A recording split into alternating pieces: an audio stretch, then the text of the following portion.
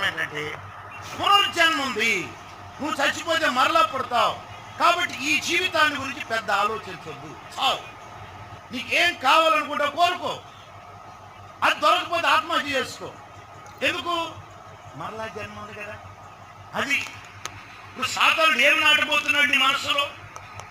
పునర్జన్మ ఉంది, పునర్జన్మ లేదు. దేవుని గ్రంథం చెప్పేటువంటి మాట, ఒకే జన్మ ఒకే మరణం, మరణము తర్వాత తీర్పు కాసుకుని ఉన్నది మానవునికి. ఇదంతా సాతాను యొక్క మోసం. కాబట్టి ఈ వ్యక్తి అంటున్నాడయ్యా, ముసలివాడు ఎలా తిరిగి పుడతాడు? యేసయ్య చెబుతున్నటువంటి మాట, ఒకడు నీతి మూలముగాను ఆత్మ మూలముగాను జన్మించితేనే గాని దేవుని రాజ్యంలో ప్రవేశింపలేడని నీతో నిశ్చయముగా చెప్పుచున్నాను. ఇక్కడ రెండు విషయాలు ఎందుకు చెప్పాడంటే ప్రభు